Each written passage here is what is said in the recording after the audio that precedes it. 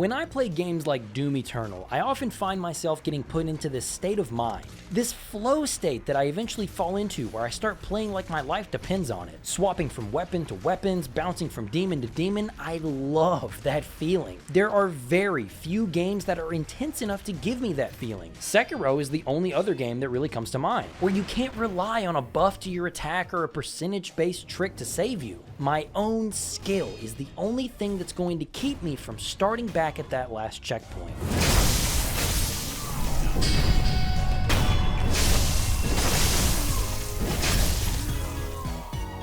I tell ya, I hold games like this in a very high regard. It's not every day that you come across one that pushes you, which is exactly why Roboquest was such a surprise. As I explained in the Dun Jungle video, I came across Roboquest during an unassuming browse on Xbox Game Pass. This was during the beginning of the year when I was taking a break from the channel to further my education. I played lots of games during this time to give myself a break from constantly studying. I was just looking for something I could play with my best friend Nick, and this colorful game deserved to go as far as I could tell. Needless to say, it pretty much immediately hooked us both. The beginning hours of the game were tough, but mostly exploratory. It was a lot of us understanding the boundaries of the roguelite genre. As I explained last time, we were fairly new to it. But then we started progressing and unlocking movement tools that, oh wow, really make a difference in how you approach these combat encounters. Before I realized it, I started to feel that feeling, that flow state that precious few games can offer me. And when I felt that, I knew I had to come back to this game when I was able to make videos again. We played the game to completion, making it to the end a few times, but neither of us had any issue wiping our save data and doing the entire thing over again for the sake of this video. Roboquest was developed by French studio Rise Up, a studio founded in 2014 by university students. They have a good-looking portfolio from what I can see: Winter Break, a VR snowball shooting gallery game; The Burning Descent, a 6-player VR arena shooter that looks like it unfortunately never took off; and now Roboquest. From what I can see, Roboquest is easily Rise Up's most successful project. It went into early access in 2020 via Steam, and thanks to PC Game Pass, was played by more players than ever.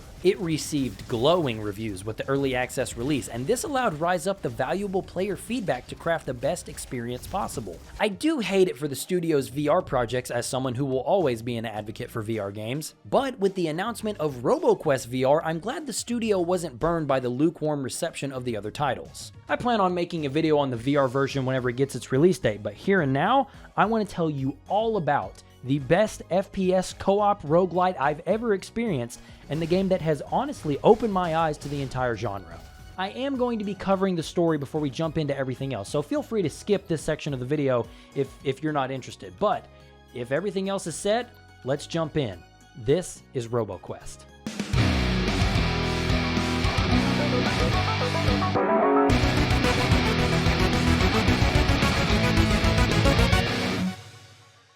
In the year 2106, the Human Global Alliance declared a state of climate emergency for the world. They gathered the best scientists from around the globe to figure out how to save the world from its own selfish inhabitants. 9 years later, they hatch a plan to create an artificial intelligence with the sole purpose of save mankind and the planet. As work on the AI continues, the planet and its inhabitants worsen. Famine sweeps every walk of life, and as a last resort, Iris was completed with a fraction of the originally intended knowledge base. And for a time, it was successful. Iris planned to create robot-run cities where humans could live in peace. These haven cities will eliminate the fear of famine or war. Iris also created a task force of thousands of robots called Guardians who will help victims of the climate disaster and escort them to Haven City. Surprisingly, everything was hunky-dory for a while. Iris was in love with her creations and in the process of cleaning up the planet for the humans' reintroduction. This went on for about 250 years until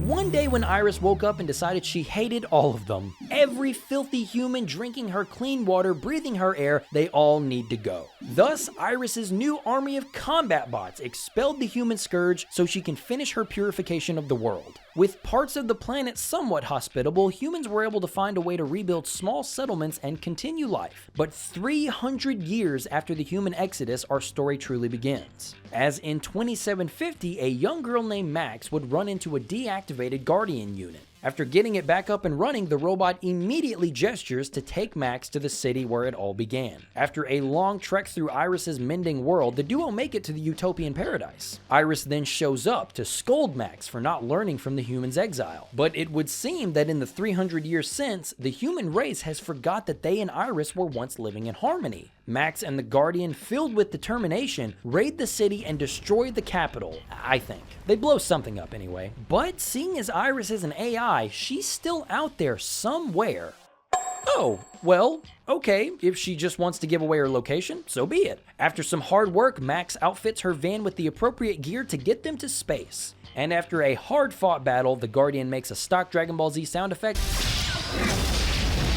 and knocks the corruption out of Iris. Iris is brought back to her senses after all this time and starts to worry about the damage she's caused, but Max smacks the shit out of her, bringing her back to reality. And afterwards, telling her new squad that they have some work to do. This story is cute. Honestly, it's more than I expected for a roguelite. From the very limited selection I've gone through at this point, they aren't known for their grand, immersive plots. Which, I should clarify, the beginning of this summary took into account the data logs that can be found throughout the game. I went above and beyond to collect all 54 to see if there was some juicy hidden lore that would put the story cutscenes in a different light. But that's not really the case. A little less than half of them are dedicated to the downfall of humanity and the creation/corruption of Iris. It colors in a few more details of the human struggle and them getting kicked out of Haven City, but nothing that can't be pieced together through simply watching the cutscenes as you play through the game. I was really hoping they would have explained what the corruption was. You know, the whole reason that Iris turned from loving mother AI figure to evil on a dime? Yeah, I still have no idea why that happened. I assume it's because of that little tidbit I mentioned regarding the rushed development of Iris's AI, but I don't think that was a good enough explanation for why the events of the game kicked off. I still enjoyed what I saw though. There wasn't enough to really discuss, but it was enough to drive us along the quest. But alright, setting the story aside, let's dig into everything that this game used to hook me. Most immediately, the soundtrack.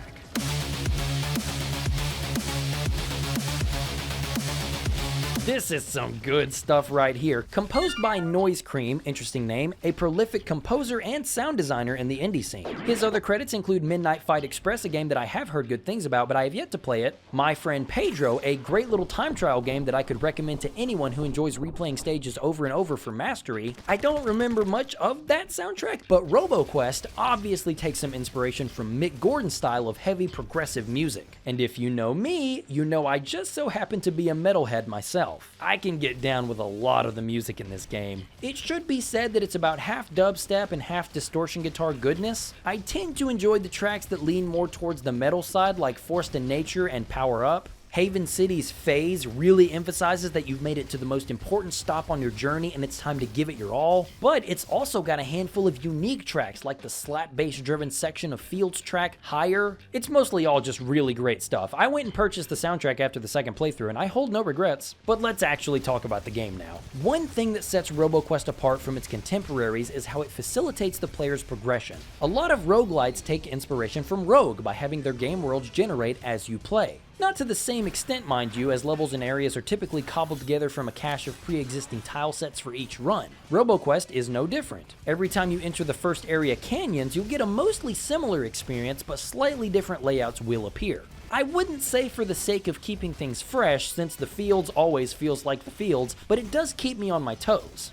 I can't lie and say I don't wish we had fresh levels to run through in every playthrough, but I also love that feeling of familiarity I get when I go through these locations again and again. Especially when we get to the last 3 levels, which don't see any changes between runs. Max and the Guardian began every attempt in the canyon, like I said. The high canyon walls make for excellent guard railing for the player in early runs. There's nowhere to go but forward, which is the case for most of these environments, but it's extra clear thanks to the walls. Shortly after, they'll come to their first safe room. This gives a big choice on how you want the run to go from here on out, with the choices between ruins, the oasis, and the quarry. The ruins are a snapshot of the post-apocalypse, with grown-over cars and pipes overcast by abandoned buildings. It's fairly closed in, but with lots of opportunities to take cover in those pipes. Oasis is full of natural formations and ramps that you can use to speed through the environment. But don't get carried away lest you run into one of the many wide open spaces where larger mini-boss enemies will spawn. I love how this level looks and plays. From both Ruins and Oasis, they'll make their way to the fields. Compared to the other environments thus far, the fields are the most open. The small tunnels that connect the arenas are fairly closed in, but the arenas themselves are large and swarming with so many enemies that it's incredibly easy to get caught up into trouble. You might be calling this frenzy fields before too long.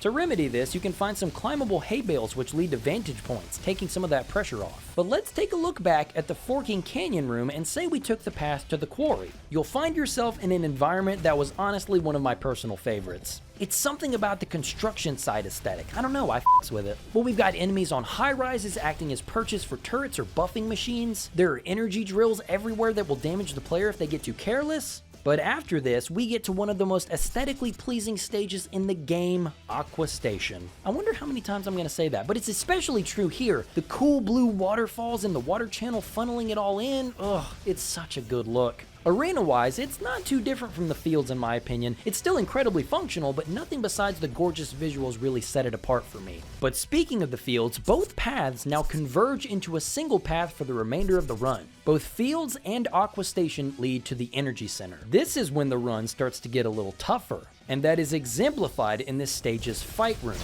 Son of a bitch! That's not the official name, but every stage has these specific rooms where the doors lock and a reinforcements bar appears at the top of the screen. They're typically all pretty small and confined, leading to a lot of sticky situations that see us getting our asses kicked. And nowhere is that more exemplified in the Energy Center's fight room. And a lot of the freedom is stripped back from the player here. Cover is way less abundant, and the arenas for encounters are relatively barren of hiding spots or barriers to hide behind. You have to make sure your movement game is on point from here on out. The Energy Center leads straight to Haven City, the largest and most open environment in the game. It sort of becomes a small open zone experience here, where 4 mini-bosses are spread to the corners of this densely packed metropolis, and you have to take them all down to unlock the exit. This level is probably the most impressive to me, but the drawback is performance. Whenever you and your brobot find yourself smack dab in the middle of the city surrounded by enemies and a mini-boss, it can get a bit choppy. Everywhere else in the game is a rock-solid 60 and it looks incredible. But Haven City's constant action and large open space causes this game's only instance of consistent performance issues. Even still, from the street level to the rooftops, you can find details that are so impressive. This one goes for the whole game, but the color choices here are especially beautiful. It truly looks like a futuristic city that's been upheld by evil robots for 350 years. If the fear of death wasn't constant, I'd move here. Haven City is no cakewalk, but it's such a breath of fresh air from the confined spaces of the other levels, which is why I can accept the caveat of those performance dips. Energy City might have been tough, but this is where boys and girls become men and women with shared trauma. The city is big, so you have range on the evil bots, but that also means they have range on you. Even from far away, you have to keep moving, and it's not over. The next area takes us further into the city, through District 13. This is pretty similar to Haven City, except a little smaller and with way more purple corruption everywhere. But finally, after District 13, we leave the planet and head for Iris, who has set up shop on the moon.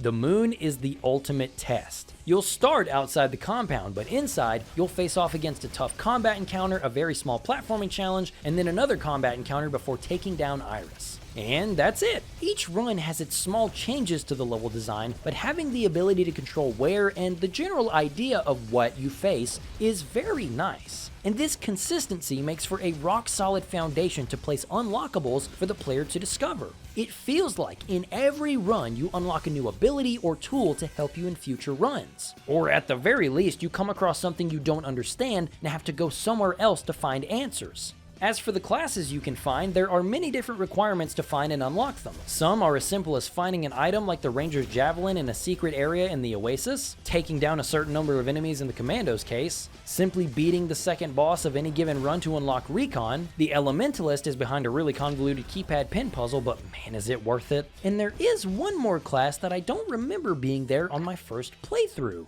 Maybe we'll learn about that later on. Wink, wink, nudge, nudge. The routes that I just finished explaining are the standard stages you'll go through. There are no special requirements to access those routes. But for the keen eye, that blueprint map had its fair share of question marks surrounding the stages. That's because there are secret areas that take you to completely new stages that are typically way more challenging than the standard ones. Or at the very least, they host a unique challenge leading to a unique reward. And if you want to talk challenge, the moon is ridiculously challenging. There are so many elite enemies, lasers, and robots that inflict so many status effects on you that it's enough to make you break down into tears. But by exploring extra routes, you can discover crystals that once back at the base will quell aspects of the moon's bullshit. The only downside to the final level getting a nerf is that elite enemies will spawn more frequently throughout the course of the entire run. There are 6 crystals in total, and they each provide a unique handicap for the moon. In the ruins, you come across this locked pipe, but by searching the area, you can find buttons that will open the gate. And on the other side is an alternate path, the scrapyards. A dark and dangerous version of the ruins, with the Guardians now using a flashlight to really sell the ambiance. I love this environment, except for the exclusive boss fight at the end, but we'll get there soon. For beating them, however, we get our first crystal, which reduces the amount of elites found on the moon. Alternatively, if you progress normally through the fields and make it to the midway safe room, you can spend 25 power cells to open the door to the Doom Gardens. The stage starts and a time limit begins ticking down. The objective is to make it to the end of this linear level before the time limit reaches 0. The catch is that you won't have enough time if you just try to gun it. Instead, you'll have to do your best to keep moving while also destroying the explosive bomb enemies that litter this stage. They'll drop these yellow cells which will give you time back on the clock. When I tell you this shit is tense, I mean it. God bless Nick, these are not his strong suit. On our first run, he went down, and I thankfully had enough time to get him up and then immediately make a mad dash for the door, crossing the line at literally 0 seconds. And it should be mentioned that when you revive your Brobot, you have to spare half of your total current health and give it to them to get them back up. This makes situations like this, which are already pretty tense, even more tense. I grabbed that teal crystal, which reduces the amount of enemies that can hack you on the moon. In the Oasis's halfway safe room, there is a locked door with a timer on it. This door will only open if you can reach it within 3 minutes of the run starting, which, believe me, is fast. We had to skip all of the encounters in the canyon and the Oasis just to make it on time. And even then, there was a run or two where that wasn't fast enough because we would just take the wrong path and end up wasting time that would have gotten us to the door. But after making it through, we gain access to the Rift. This is a time trial parkour challenge where collecting these golden orbs will increase your speed. If you can time your jumps and double jumps perfectly, you can rhythmically grab these orbs and keep your speed constant. Because if you miss one, you feel that loss of speed. But we made it, and I almost screwed it up because one of the players have to defuse this bomb, which I did not remember. That was close. Good job, Nick. But this gets us the blue crystal, which slows the rate at which Iris charges her crazy meter. More on that later. The green crystal is also protected by another one of these speed gauntlets. And this one ended in a similarly heart-stopping fashion. Nick went down, so I figured I should just do what I did last time and do my best to finish the run. Which wasn't easy. This gauntlet is filled with enemies that can disrupt your movement, robots that hack you and reverse your controls, robots that will chain you up, all packed into a stage that is far trickier with its stage layout. It loves to dip, dive, and make sharp turns that confuse those who are just running through the course. But I made it with some time to spare, but learned real quick that both players have to be present to unlock the door. Nick was still down though. Somehow, some way, after he auto-revived, he had enough time to make it the rest of the way and help me defuse the bomb with 0.35 seconds left.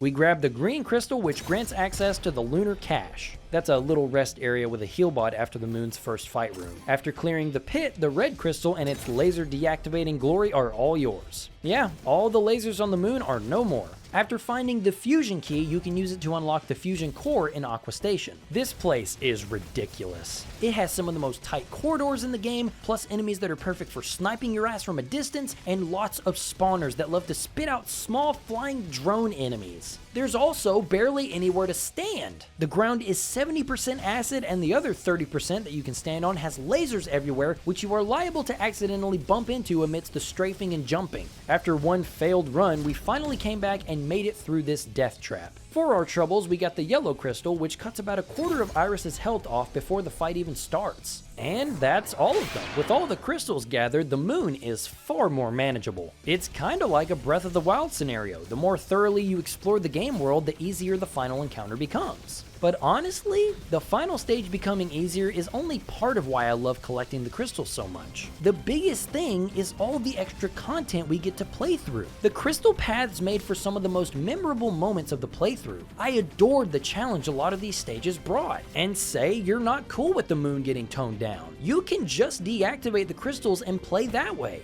Or if you want elite enemies and a moon that'll break your nose, you can play on the Guardian difficulties, the difficulty you unlock after you complete a run. The Elite Menace is locked to its highest when you play on Guardian, so attempt at your own risk. But that doesn't mean there isn't more to find. That's what all of the other extra routes are for. There are a few routes that are locked behind keypads. These pins are all somewhere in the run.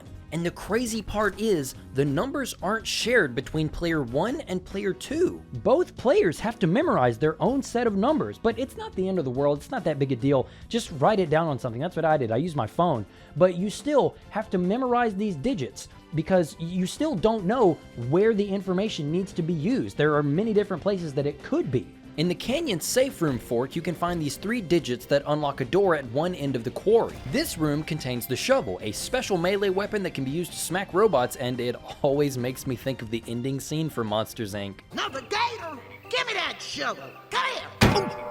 Get him on. Get that guy. I love that line. But it can also be used to dig up certain glowing spots in stages. Most just contain a roll of a weapon, you can grab a gadget in the canyon, but 1 or 2 have data logs. These spots don't appear past the fields, but it's still neat. The big one is the keypad that you find immediately when pulling up to the power center. This combination kinda takes the most effort to crack in the game. In the power center's halfway point save room, after you unlock the tech lab door, you can see this elemental orb thingy. There's also a screen with a 6-digit number, only with 4 digits X'd out and 2 of them visible. When the orb is shot with one of the 3 elements of the game, 2 of the digits are revealed, but the other digits become hidden again. So in order to reveal the whole combination, you have to bring a gun or ability to this location with all 3 elements and write down the combination to use on another run and finally unlock the door at the start of the stage. But inside this door is the blue ticket, which unlocks one of the many extra rooms in Haven City. I'm telling you, some of these routes really want you to come back and chip away at their progress run by run. This explorer bot in the field safe room asks you to show him 3 different types of weapons in order to give you a gadget. But you have to show him the weapons in order. That's a little obsessive compulsive, don't you think, buddy? Thankfully, we remembered this from our previous playthrough and got all 3 of them in the same run, but shit, get a hobby, Nigel Thornbot.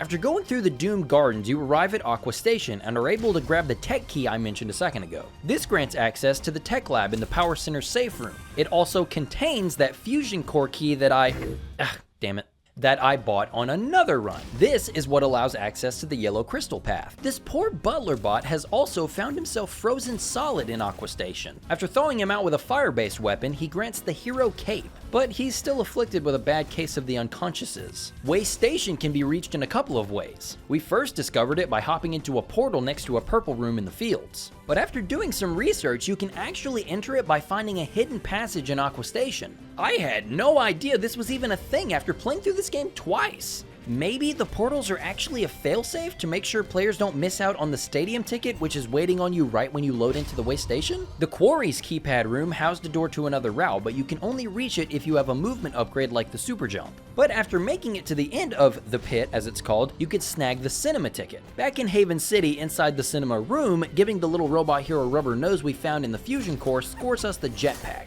And oh, I missed this one. We also made sure to head over to the secret cave in Haven City after we grabbed all the crystals to get... I missed him most of all. After finishing pretty much everything, we still didn't know what this little guy was supposed to do. It's the same butler bot we got out of the ice cube, and we have the grappling hook, but what was this bow tie thing? This thing was definitely not in the game when we played it at the beginning of the year. Funny thing is though, we also don't remember this door in Haven City. It looks like we have to reach this thing before a total of 22 minutes on our run timer, which we're definitely not clocking for this one. But after coming back, we could safely say, yeah, this is new content. We get sent to Harmony Square. Harmony Square? I wish I was exaggerating here too, but Harmony Square is tough. There are several fight rooms that pit you against a horde of robots and elites along with every boss from Haven City. And these arenas are small. There is almost nowhere to hide in these things and you will get dogpiled. In order to even make it to the door on time, we knocked the difficulty down to standard, but that apparently wasn't enough because we still got our shit pushed in. We died. We did eventually come back on easy to finish it out, but not before finding the real treasure of Harmony Square, Captain McSlice. After grabbing this melee weapon, it appears at the start of runs like the shovel. I love it, and I'll explain why in a sec. But we also found a secret hidey hole near the exit where the battery bow tie is. Hey, that's what the butler bot needed in Aqua Station. So we go show him and he gives us a heroic core, which we can then give to this robot who is always knocked out on the steps right before Iris.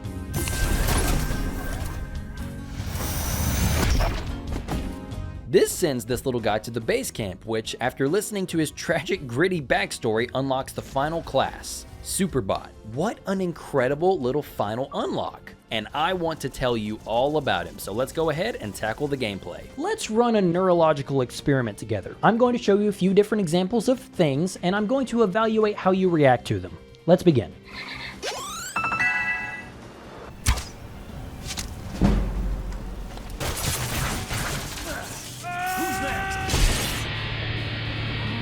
If your reactions were of the nature, then congratulations, you will be enthralled by Roboquest. This game has progress bars everywhere you look. After you or your Brobot defeats enemies, you'll gain experience points and eventually level up. This will increase your strength, health, and etc. Every weapon in the game has a bar attached to its use that doesn't increase its potential or anything, but instead nets you a cute trading card of your favorite murder weapons. But my point is, if you like to be rewarded by loud noises that signify discovery or level ups, you'll be right at home in Roboquest. Level ups also grant a perk point. You can spend this on passive perks that give you a flat increase to a stat or adds a bonus to your class's specific abilities. We will go much deeper in a moment, but first let's cover everything the player has at their disposal. Roboquest is a first-person shooter, so the basics are to be expected. I played with mouse and keyboard, which felt buttery smooth and comfortable in every way, but that's not to say controllers are a bad way to play either. That's what Nick used the entire time, and he pulled his weight just fine. But anyway, left click is your basic shoot button, of course. Right click will be used to activate any alternative fire your gun rolls with. Maybe you get a rocket jump for your shotgun that boosts you high up. You have mines from a launcher that have to be detonated with the right click, or the classic sniper rifle that can be scoped into. Then on the spacebar, you have the ability to jump and double jump. You can crouch or slide with left control, but that doesn't really do much until we get some gadgets. Actually, let's cover those. There are plenty of gadgets to discover that do passive things like give you more health or make upgrades cost less, but the real gadgets give all of the classes extra movement abilities. The Hero's Cape is a gadget that allows you to slam back to the ground while in the air. This move will also create a shockwave of damage based on the height at which you dropped from. Using the slam as a quick AoE attack to wipe out small enemies is especially satisfying in environments like Harmony City with its tall buildings. But the cape is also great for avoiding attacks by quickly slipping under any projectiles coming towards you. And the pogo stick allows you to charge a super jump when crouch is held down and then leap high into the sky when you release it. This, along with the cape, can be great for keeping the player on the move. And thankfully, only the input has to be held down. The player doesn't have to exclusively be crouching to charge it, meaning that holding the input during a slide or hero stomp will also charge the pogo stick, similar to charging an attack in DMC while also shooting a projectile or using another move. I love that kind of skill optimization. I really should get one of those posters that says numbers of days since an accident, but instead it says numbers of days since Ross mentioned Devil May Cry. Maybe that wouldn't be a good idea. I don't think it'd get past 0. The jetpack is pretty self-explanatory, but it's also crucial for in-game content. Holding down the spacebar will see you hovering for a short time. It feels great too because there's not a small dip in your altitude when it begins. The player just constantly climbs during the input. And oh my god, on the moon, this is a total game changer. The low gravity gives the jetpack so much more lift. It makes those Guardian level runs far more doable. And finally, we have the grappling hook mapped to E. I don't love that it can't be mapped to a separate input from the interact button. It means I have to press E to use my grapple, which I would much rather just have on any other button on my mouse. but I still love the out of this thing. Grappling and hook are the only two words that can immediately redirect the blood flow in my body southbound. And to make matters better, this grappling hook can attach to walls and surfaces as well as enemies, meaning that I can treat this thing like the meat hook in Doom Eternal, which just gets me going, dude. I love hooking onto an enemy and then pressing the input again to cancel out of it and gain that little small hop to detach, just to jetpack away before they can get a hit in. Oh, what else can I say though? In a heated fight, having the awareness to make a split-second decision where I know I'm about to take a lot of damage, only to flick to an open wall or something and zip out of harm's way gives me that Sekiro or Doom Eternal feeling. It's those moments right there. The super jump, jetpack, and grappling hook change the game drastically when they're introduced. I mentioned how the early maps like the canyons and ruins are good at shooting you through these narrow passages, but when you gain these tools, a whole new dimension of these old stages are now accessible. You can rain fire from above the enemies that are stuck on the ground level. My mind was blown when I discovered you could get on top of this fight room and stay completely safe above it instead of being trapped inside. And after some more experimentation, you discovered that you can get on top of most fight rooms in the game. It really does feel like a totally different game in terms of combat and level design as you progress through it and unlock these gadgets. Simply put, it's some of the best player progression I've seen in a while. Bringing up the weapons, it's hard to discuss their pros and cons separated from the classes and their attributes. I could tell you all about how the Razor Launcher is great for sticking into enemies and dealing damage over time, but it's far more effective when paired with elemental damage or another stat. The Kaboom grenades are a bit odd as a choice, some may even say ineffective, but when paired with a class that's had its explosive stat boosted, they're a premier choice. And I never got into the quickscoping scene when I was a kid and Modern Warfare 2 was making the rounds, but the Shark Sniper makes me feel fine about this. The precision I can get with it is great, and need I mention that sound design? Oh, hold up, you got me going. How about when you get a rapid fire weapon and you can hammer that weak point? Oh, the little xylophone tippy taps are so good. These weapons are all unique in their own way and I love just about every one of them, but let's save some time by covering the weapons with the classes I paired them with. Copacetic?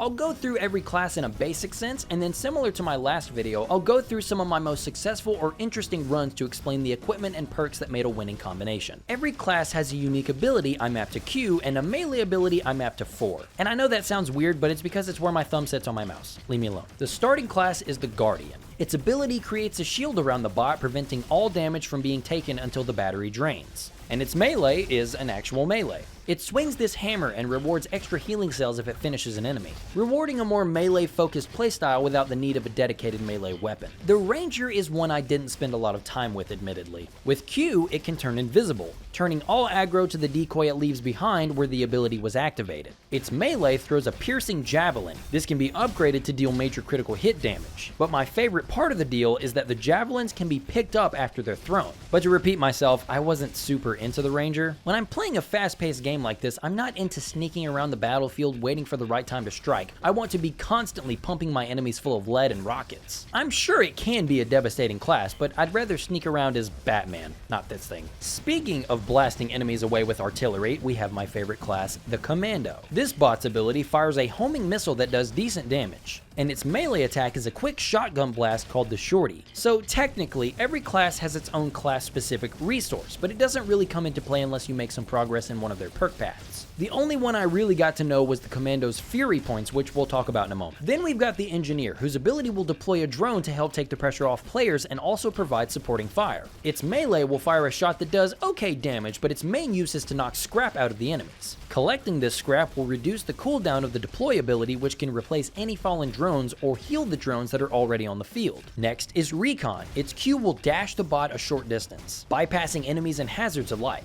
It was exhilarating to dash through a shower of projectiles and come out on the other side untouched, but using this ability and also dealing damage to enemies builds up its resource, Combo. You can see it at the bottom of its HUD. It can stack up to a maximum of 5, and when it's full, using its melee, which is a knife attack, will trigger Overslash, dealing 200% more damage than usual. I have zero doubts that Recon can can be sick as hell. I wish I would have used it more so I could shave boss health bars with buffed overslash hits, but I was too busy having fun with Commando and the last standard class, the Elementalist. Unlike its siblings, this bot's passive kinda determines everything about the playstyle. Thanks to Mantra, every 10 seconds, Elementalist cycles through all 3 elements, shock, fire, and cryo. I guess I haven't explained the points of the elements yet, huh? Well, if you continue to hammer an enemy with a specific element, it will continue to build up on that enemy. When shock fills up on an enemy, the robot will freeze for a few seconds and jolt some electricity to that enemy. And bosses will just completely freeze for a few seconds, which kinda makes electricity great for bosses. Ice is similar, but instead of freezing, they slow down to a crawl, like their animations are playing in slow motion.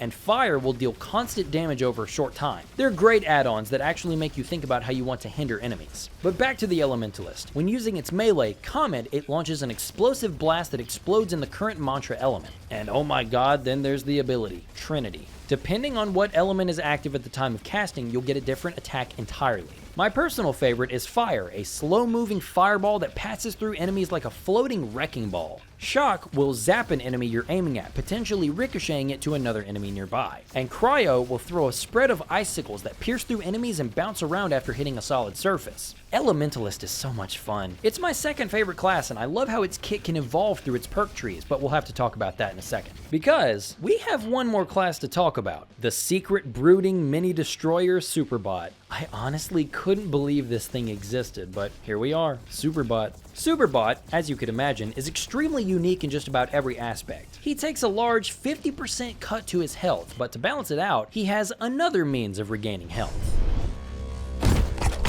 Yep, he can scarf down any weapon like Minecraft Steve Eats Meat. But this also makes sense because Superbot can't equip or use any of the weapons the other classes can. He's stuck using his trusty blaster. It can shoot regular shots with the left click and a large blast after its cooldown is up using right click. As a melee, it's got Mr. McSlice, that crazy good melee weapon that the other bots had to find first. And it's just as strong. But the big kicker for me is Overdrive. Its ability, which increases movement speed, fire rate, and reload speed for a short time. We will definitely dive deeper into Superbot and the other classes, but humor me really quickly, let's cover Max and the supportive bots she can deploy during runs. As you go on runs and destroy enemies and complete stages, you'll be rewarded with wrenches. And back at base camp, you can exchange these wrenches for upgrades that benefit different aspects of the run. Some are flat upgrades like more health after every level up, but you can also unlock these friendly robots which can provide different services in exchange for power cells. The most dependable of the bunch is Repairobot. This guy shows up at every safe room in the game and restores a chunk of both players' health at no charge. There's Bizarre Bob, who will sell you random upgrades to add bonuses to your abilities or stats. Smithing Joe has a couple of weapons for sale that have a higher chance of being of a better quality, but I don't think I've ever bought anything from this dude. Sorry Joe, it's not me, it's you and your shit selection. Willy Wonder is a dear friend who reminds me of a robotic Jabba the Hutt, but this guy has 2 random affixes available. If you have the power cells to spare, you can equip one of your choosing to your guns. The trade-off is that Willy can only apply a single affix to any one weapon at a time, but he can also increase the quality of your weapons for a heftier price. This is such a nice feature if you have a specific build in mind for a run. Chef Paul, my man. For the price of a few power cells, he can increase the level of a gun you present him with. It can't exceed your current level unless you get an upgrade later that sees him potentially upgrading one weapon twice for the price of one. He can also re-roll the affixes a gun has if, say, you used Willy Wonder to upgrade the quality of your gun and it took away the affixes that you were really rocking with. Heisenbot is...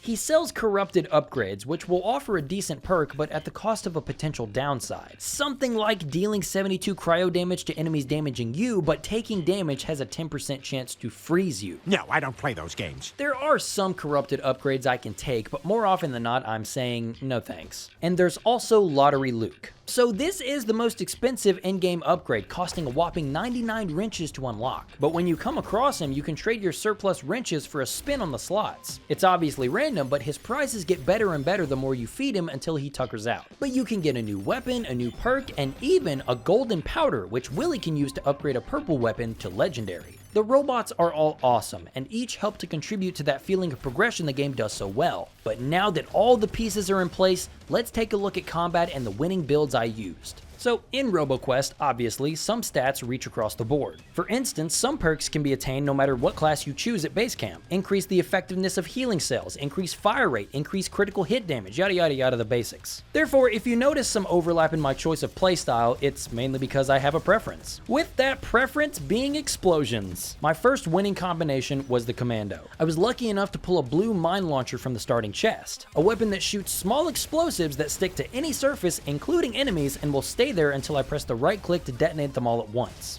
And lucky for me, I almost immediately found the banana upgrade, which increases the damage of explosions as long as they only hit one single enemy. If I hit multiple enemies, it'll decrease it by 25%. So yeah, this is an example of a corrupted upgrade I can get behind. Because if that's not a match made in heaven, I don't know what is. Commandos can get a perk that has a chance to make explosions happen twice, but their damage is reduced. It's a bit of a trade-off, but each mine counts as its own explosion, so I feel like I kinda have to with how many booms could potentially go off on an enemy. And since we went through the quarry, we were able to squash Mustico and grab a golden powder, turning my mine launcher legendary and grabbing Willie's big game affix. A 15% damage bonus against large enemies and bosses. And if you noticed, when I upgraded to Legendary, I was lucky enough to naturally roll Big Game on the gun itself, having Big Game stack with itself, pushing my mine launcher closer to a boss melter. The only problem was the damn fusion core. The mine launcher was not made for this place, with how the shots had significant travel time and drop off after firing, and my secondary weapon can't really pick up the slack. I have a flare gun with me, which on its own doesn't do a lot of damage, but if it hits a target, it marks them, which will increase the damage dealt to them from all sources. So it's meant to boost the mine launcher's damage, not cover its faults. I was able to use Commando's rockets and Shorty here to pick up the accuracy and range problems, but we definitely got our ass kicked. Thanks to that marking combo though, the boss of the area was not a problem. About halfway through Haven City, I was given my favorite perk that Commando could possibly get, Hot Potato. But the only trade-off is that it reduces your weapon slots by 1, meaning you can only hold on to a single weapon. The biggest boon is every 5 seconds, your next reload will throw a grenade to instantly reload that gun. Thank you, God! This is just... I love this perk. Indulge me as I show you a part of another run to demonstrate this perk's power. This one doesn't really count because we weren't playing on hard mode. I need to keep that adrenaline pumping. But anyway, I had the Sulfrator shotgun with the intrinsic affix warm-up, which increases the fire rate by 80% after shooting for a second. I grabbed the Thimble, which increases the fire rate by 30% for 3 seconds after reloading, the Stone Block, which increases heavy weapons fire rate and damage by 20%, but increases the move speed penalty while shooting, and finally the Whistle, which increases fire rate and movement speed by 30% after opening a door. Needless to say,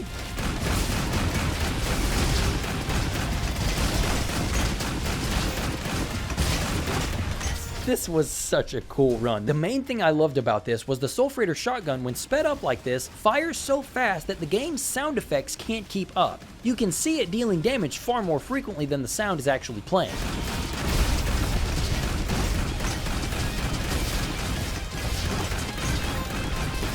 Ah, it's so cool. I will also say that the Commando's perk mini missiles are incredible no matter what weapon or build you're doing. As Commando builds up his resource Fury, every shot a weapon fires shoots a homing missile as well. And through stacking perks that come after this, you can make these missiles nasty. I love every single one of the Commando's perk trees. Anyway, sorry for the diversion, back to the boom build. Thanks to the Hot Potato perk, the mines I launched are triggered by the grenade reload, meaning I can just continue to hold down the trigger thanks to the new affix I got, which sees mines homing in on their targets, which made me a happy camper. And that was pretty much it. I grabbed another perk that increased the damage of Hot Potato, but that was basically the build that got us our first win. Before that, I had tried to get a win with Recon that just didn't pan out, literally because I learned on this run how much the Panchaku 2 cast iron pans held together and swung around, so yeah, Brain Damage City is where I immediately go with that. These things have a nasty 3-hit combo with deceptive range too. Melee weapons of all kinds have the intrinsic affix of Brawl. It can get stronger as it increases in quality, but basically, enemies killed with melee weapons drop more healing cells. Same goes for the Recon's knife and overslash attacks. This was my favorite aspect when I did play as this class. The overslash feels really good to connect with, and there was a part of me that liked the perk that changed the dagger into a cutlass. It increases the damage and speed of the attack, but it cuts the bonus damage over /gave by 50%, which isn't a bad trade-off, just something to consider. Recon is a great class, I just couldn't hack it unfortunately. But let's talk about a melee run. So with the Guardian, I figured I would give Captain McSlice a chance to shine, and what a great idea this was. McSlice's intrinsic affixes are Brawl as usual, but it also has Untamed. This decreases my armor by 35%, meaning that I can hit hard, but I get hit just as hard. This run was all about ramping up how hard that sword hit, how often it hit, and anything that keeps me alive. To start out, I was given the Green Beret perk, which increases weapon damage by 40% against enemies within 7.5 meters. Not a problem for a melee weapon. Then I found the Heart Necklace upgrade, which increases defense if I'm close to Nick, as well as the Rice Cooker, which boosts healing cells efficiency by 15%. More armor and healing is crucial, which is also why I selected a buff to the healing cells as the next perk. But oh, here's the big perk, Stim Bubble. When Guardian Shield is active, weapon damage, fire rate, and speed is increased, meaning when I needed to, I could crank up the damage like I'm activating Kaioken. Frontliner increases armor when I'm close to enemies, Red Scarf increases melee auto critical chance, Super Drain regenerates shield battery if I take down an enemy while in it, Safe Space heals scratch damage while inside the shield, and I could keep going, but everything I grabbed just pushed my damage output and hardened my defenses. It was so much fun to crank my fire rate higher and higher and then activate the shield and let it skyrocket.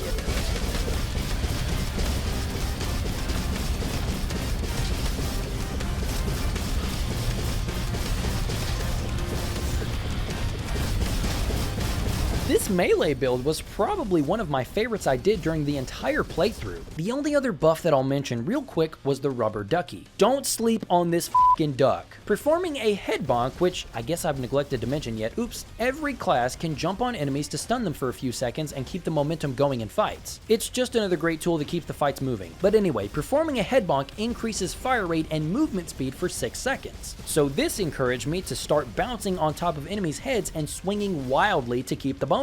This even applies to bosses. If you can tell when their bodies start dealing damage and fly away for a second, or if you're the Guardian, just activate the shield and wait it out, you can lay some crazy damage on these guys. It was actually enough to get us our second victory. Similar to my time with the Summoner in Dun Jungle if you caught my last video, the main goal here for me with the Engineer is to buff my buddies as much as I possibly can. In the first attempt, I picked up the Buddy Bot from the beginning of the run and brought him to the Oasis's secret room to upgrade him to Legendary. That way, I could have even more minions serving up damage on the field. This was boosted by the Phone Charger upgrade, which increases summon health by 15%, and I can even revive Nick 25% faster if he were to go down. There are perks the Engineer will come across to increase the drone's health, fire rate, damage, the stuff you would expect. But you'll really start to choose a path when given the choice to outfit the drones with unique weapons. My favorite route to take, try and act surprised, was the missile route. And if you get lucky, you can select a second special weapon for the drones. And having drones that fire missiles as well as other types of missiles that mark enemies for me was incredible. These are the kind of summons I like to see. This run was going really well, but then we got to the moon. And admittedly, I kind of fumbled it. I backed myself into a bad situation and took a couple of nasty hits, leaving Nick on his own. He stayed alive long enough for me to auto-revive, but shortly after that, he finally went down. I tried to finish the room up, but this was before we had the jetpack, grappling hook, or hero stomp. It was honestly a miracle we made it this far. But if anything, it shows how great Engineer is. Before leaving Engineer though, I will say, due to this game's breakneck pace, I often found myself forgetting to summon my drones. I'm so busy fighting and trying to dodge enemy fire that I forgot that I also have to make sure my helpers are out. I'm also willing to admit that this is a skill issue type thing, since I really do just need to learn how to monitor their status better. Just a thought. The Elementalist. Nick was the one who was typically playing this class, but a few of my favorite things about this guy are the ways in which his ability can change. If you remember, his ability changes depending on what element is active, but he can get a perk called the Path of the Genius. This will allow you to choose one of the 3 attacks that you like best and have that attack be the only one the Elementalist will use. But it'll still change depending on the current element. We did have a pretty decent Guardian 1 run with me on this class. I'm majoring in Cryo for this run, thus I was quick to choose Chromatic Affinity, which increases the Matra cycle of the element of my choosing. I found a pretty good drop in the Ruins Corrupted chest with a purple Hurricane Rifle, a weapon with intrinsic bounce, which sees projectiles bouncing off of surfaces to hit other targets. And quickly afterwards, I re-rolled the gun until I got Cryo damage and Ricochet, which would spread the damage I do to nearby enemies directly. We barely scraped scraped by the Gang of Elites boss fight, but luck was on my side as a legendary Power Fist dropped. Even if I'm not particularly using melee at the moment, I can't very well turn down a legendary. It was the right call though. This grappling hook turns any robot with a melee weapon into a force of nature, let me tell you. And it didn't take long for Paulie to roll the fist with cryo damage, so we're getting all those bonuses now. Hey, I won't turn down the rice cooker. I used the golden power to legendary my hurricane rifle, except it turned into a fire weapon. Ugh, gotta change that back, but ooh, this time every 2 shots fires 3 projectiles? Look at all of this crowd control I can do now. And immediately when I get to Haven City, I find the winter hat upgrade. Freezing an enemy now has a 20% chance to trigger a cryo explosion. And with how much damage I spread to surrounding enemies, I can get down with those odds. It was here when I started to see the results of the Radiance perk. Every 1/4 of a second, it deals damage matching my mantra element to nearby enemies. The little turrets on the wall would just fall. It was great. And Nick was basically running a copy of my Guardian melee build too, so I almost feel bad for Uncle Jim here. I need a break!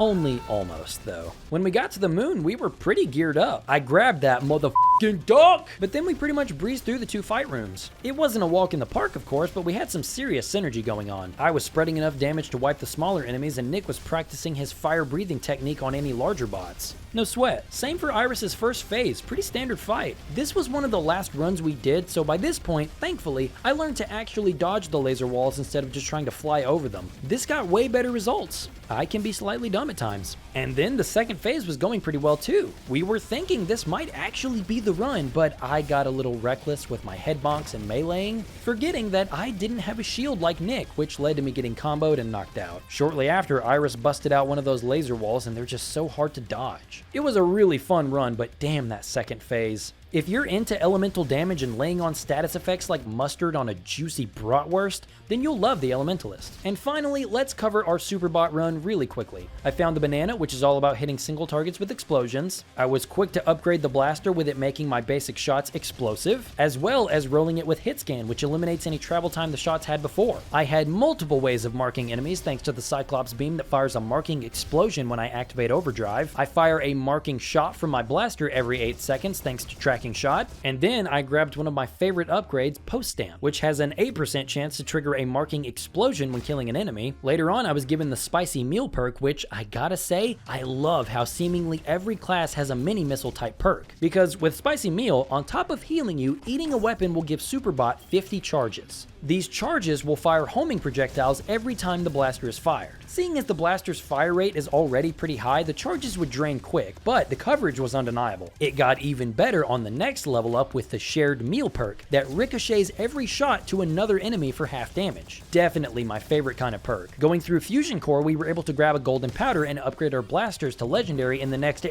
Oh, damn it. It gave me cryo damage. Thanks to the fountain pen upgrade I got a second ago, I get a bonus if I don't use elemental damage. Chef Paul, I require your services. Nope, no explosive shots. That's cryo again, Chef. F***ing hell, that's shock damage. There, explosive and homing. Nice job, Paulie. And then from there, it was smooth sailing and more basic stat bonuses until we made it to the moon. It was going so well. Both fight rooms were a breeze, really. We were cruising, taking down sniper bots as soon as we saw them, no problems. Iris on Guardian 1 is nothing to scoff at, though. I can admit I was being reckless in the first phase, getting too close to her and eating a laser wall or two, but we pulled through and made it to phase 2. But on this difficulty, she looks at you and says, I like you, and I want you. Now we can do this the easy way, or we can do it the hard way. The choice is yours. After taking Nick off the field, she targeted me, and I was trying to stay on the move, but her lasers come out so fast. I had no time to get out the way. Damn, so close. Speaking of bosses though, they're surprisingly varied. When not talking about the secret routes and their predetermined bosses, it's a luck of the draw kind of thing with who you get on the normal routes. For the first set of bosses, we've got Dr. Turret, one of the easiest you can get, to be honest. He's the only boss that doesn't move at all. He's stuck in the middle of the arena and spins around to attack you, making for an easy target. We never have any trouble with this guy. Same with Diggy Mole. This dude will burrow underground and try to get the upper hand on you, but he moves in set patterns, so he's not at all unpredictable. And if you can get the right setup that early on, there's only one thing he'll be saying to you before he's dead. You digging and you digging? When fighting Billy Boom, be careful. Certain attacks will rile him up. I think fire-based attacks fill his meter, but for sure, melee attacks fill it fast. Our dumbasses walked into this fight as 2 recons. I even had a melee primary and just started whacking him, with Billy responding in kind by ending our run. Lesson learned, Mr. Boom. But we also learned that if you bait this out and then deactivate him, this mechanic goes away, leaving you free to smack him with whatever you want for the rest of the fight. Exclusive to the scrapyards are the Gang of Elites. This is essentially just a fight room with only elite robots, but that doesn't mean it's easy. These guys teleport all over the place, the sniper variant gives me anxiety, and the arena is claustrophobic. Anytime we take this route, we dread having to do this fight. And exclusive to the pit route is El Mustico. This poor guy, we never had trouble with him at all. He does summon minions if you let his little eggs hatch, but if you stay on top of that, he's a total pushover. Energy Center hosts the Judge Ball. This giant bug thing isn't so bad. The only thing that you have to watch out for is when it goes crazy with the projectiles. It can corner you and then leave you with nowhere to go except through its storm of ouchie balls. But we were never too stressed out when fighting this dude. Sir Cattercoaster is already a nerve-wracking fight. He moves along this wire grind rail, and to make it worse, as the fight progresses, acid will rise from the floor. It doesn't stop either. The acid will eventually reach the ceiling if you take too long in the fight. It's tough for just about every build except maybe a range-focused build like a commando with its mini-missiles. But running into him on my engineer run with my buddy bots who have to roll on the ground made that part of my arsenal useless. Exclusive to the Fusion Core path, Duke Nuker never gives us much trouble when we take him on. His attacks are pretty easy to get around, and the only time we had major trouble was on the Superbot run where he would have needed a ladder to climb out of my asshole. He was so far in there! But eventually he goes down with no real trouble. Doubly so for our other runs. District 13 is home to 2 heavy hitters. First is Beetle Royale. This bug can be trouble. On top of being a very mobile boss, he's quick to throw out a lot of projectiles at you very quickly, and his spin attack where he slowly moves closer and closer is the kind of thing that makes you frantically back away, kicking and screaming. He also destroys the floor as the fight progresses, and if you fall through it, you're one floor closer to an unavoidable pool of acid. Thankfully, we were skilled enough to avoid that on this playthrough, but it is scary when it happens, believe me. Then there's Uncle Jim. This wall-mounted face will constantly be assaulting the player as you both climb this tower. It's a bit of a war of attrition to see who can outdamage who, you or Jimbo. He has plenty of devastating attacks, but thankfully, the platforms that you stand on can block a lot of them, so positioning is crucial in this fight. Or if you're a Guardian, you can have the safest position, on top of Jim himself. This is always one of the bosses we dread getting, but I think that means he's that much more satisfying to take down. And then there's Iris. Phase 1 is straight up a DPS check. You are meant to hammer the out of her with everything you have to drain that health bar fast. Meanwhile, she spawns these eggs which fill her overcharge meter, and if it fills, she goes nuts with the projectiles, and dodging needs to become a priority for a time. She can also hack you, making dodging all this shit a lot harder. After this comes phase 2. Thankfully, you get a heal bot before the fight starts, because this fight is tough.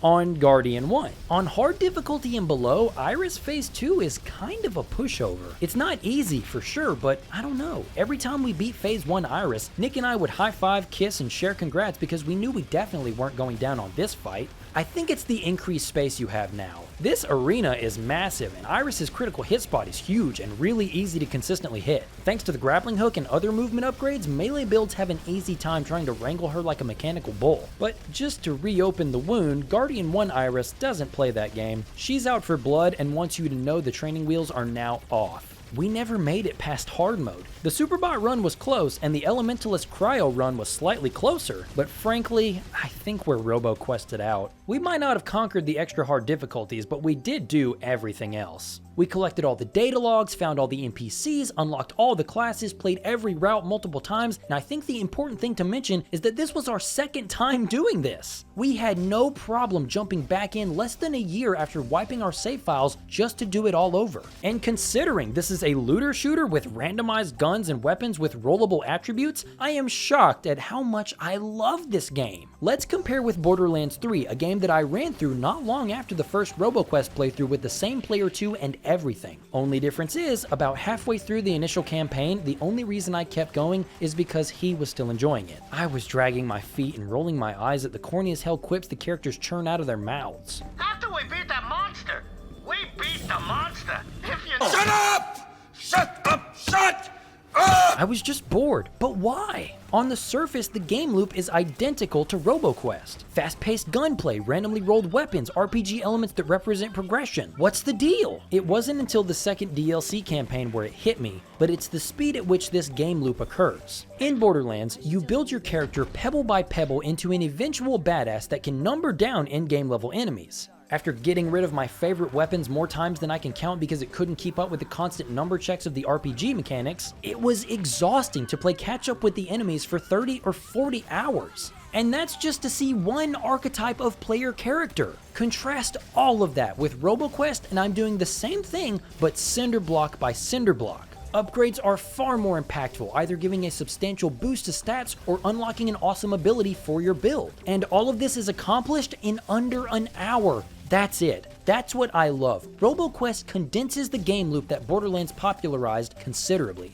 And because of this, I don't feel like I'm wasting my time, because I'm not. Roboquest is respectful with what it asks me to do and how I can play, in turn giving me a great deal of respect for it. If this gargantuan video has not convinced you to give Roboquest a shot, I don't know what else to say. It's free on Game Pass and you can play the whole thing with a friend. It's actually the only way I've played it. I have no idea how much better or worse the single player experience is, so head into that at your own risk. I'll probably experience the single life when I look at Roboquest VR whenever that plans on launching. That's when I will be back with the Roboquest franchise, assuming a sequel isn't announced anytime soon. But I am perfectly content with what I experienced here until then. Oh, Nick, did you want to say anything? Nah, game's the shit. Wow, I did not mean to make this little game such an in-depth video, but I have a bit of a habit of that, I guess. Sorry about that, but hey, if you made it this far, you must have enjoyed it, or at the very least, you left this video playing while you were busy doing something. I do that all the time, I can't say anything, but I appreciate your time either way.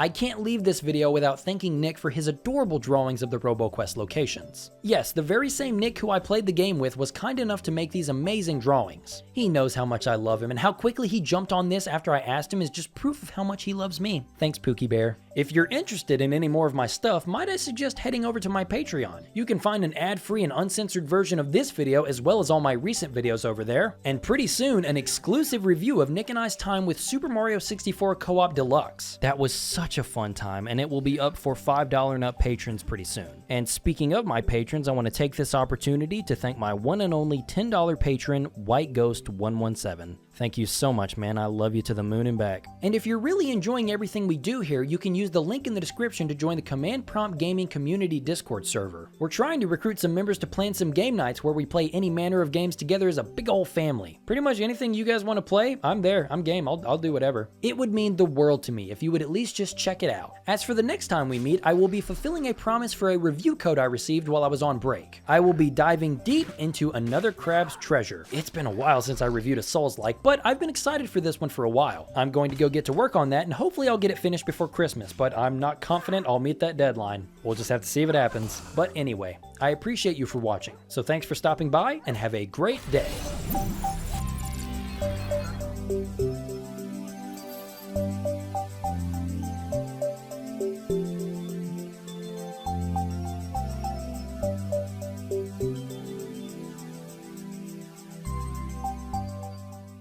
I would not hold that angle.